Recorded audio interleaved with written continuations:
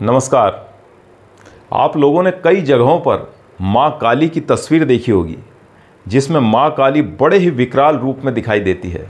बड़ी बड़ी आँखें, काला शरीर, लंबी जीभ, आँखों में बड़ा ही तेज, गले में कटे हुए हाथ और मुंडों की माला।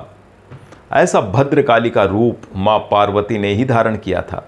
ऐसा विकराल रूप क्यों धारण किया और क्यों भगवान शंकर को महाकाली के चरणों में लेटे हुए दिखाया जाता है, आइए जानते हैं इस कथा के माध्यम से। आज से हजारों साल पहले रंभासुर नाम के राक्षस ने भगवान महादेव की तपस्या शुरू की। कई सालों तक तपस्या करने के बाद महादेव प्रकट हुए और कहा कि बोलो रंभासुर, क्या चाहिए तुम्हें। रंभासुर ने आंखें खोली तो सामने भगवान शिव को देखकर बोला कि हे देवों के देव महादेव, मुझे अमर कर दो। महादेव ने कहा कि कुछ और मांग लो रंभासुर, इतनी बड़ी सृष्टि में से जो मांगोगे वही मिल जाएगा, लेकिन जो तुम मांग रहे हो वो इस सृष्टि के विधान के अनुकूल नहीं है। जिसने जन्म लिया है उसकी मृत्यु निश्चित है।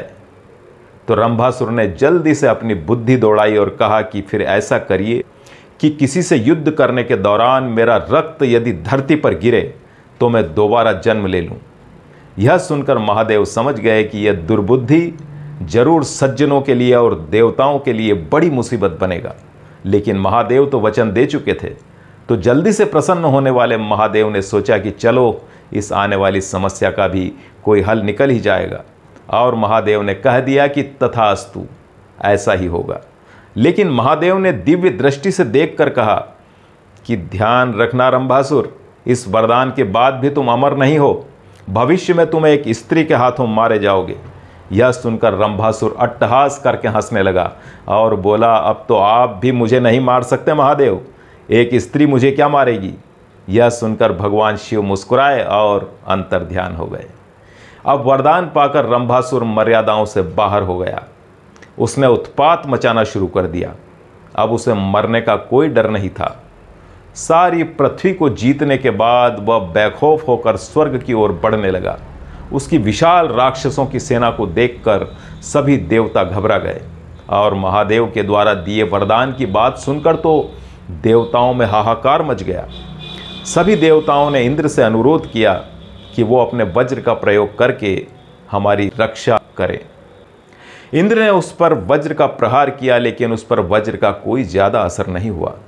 उल्टे वज्र के प्रहार से उसके रक्त की बूंदें धरती पर गिरने लगी, तो उन बूंदों से नए रक्त बीज पैदा होने लगे और राक्षसों की सेना में बढ़ोतरी हो गई। सभी देवता लोग बड़ी समस्या में घिरते जा रहे थे। आखिर सब ने विचार किया कि वहीं चलना चाहिए जहां से समस्या पैदा हुई, और वे भगवान महादेव के पास गए, उनसे प्रार्थना की। महादेव ने पूछा कि क्या समस्या है आप लोगों की। देवताओं ने रंभासुर यानी रक्त बीज के बारे में बताया, तो महादेव को अपने दिए हुए वरदान की याद आ गई। उन्होंने कहा था कि कोई स्त्री के हाथों तेरी मौत होगी। भोलेनाथ ने कहा कि तुम सब मिलकर शक्ति यानी मां दुर्गा की आराधना करो।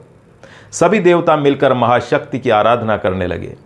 देवताओं की प्रार्थना सुनकर आदिशक्ति मां दुर्गा के रूप में प्रकट हो गई, और देवताओं की समस्या जानकर रक्त बीज से युद्ध करने का निर्णय भी ले लिया।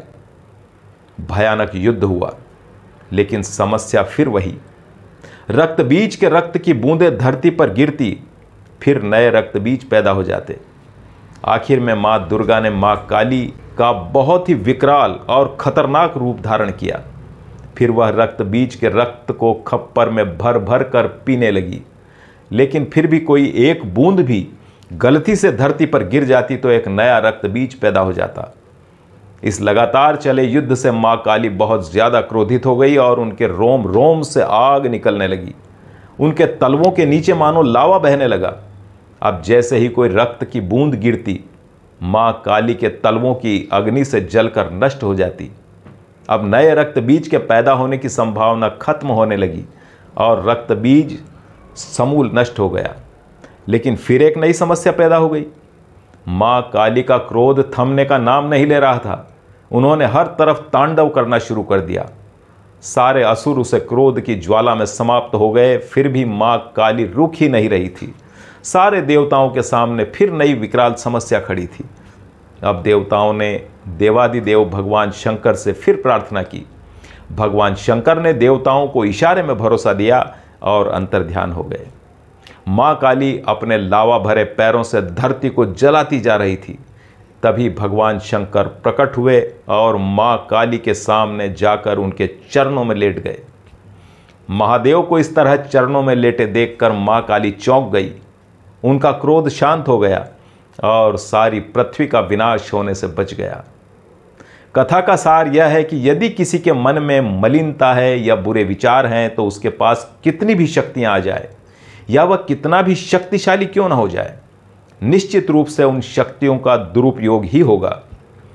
और दूसरा सार यह है कि महादेव की तरह सम्मान और पूजा का अधिकारी बनने के लिए लोकहित के लिए हलाहल यानी जहर भी पीना पड़ेगा और धधकते अंगारों पर भी लेटना होगा, तभी पूजे जाओगे। मित्रों, आज की कहानी में बस इतना ही। जल्द मिलते हैं नई कहानी के साथ। नमस्कार।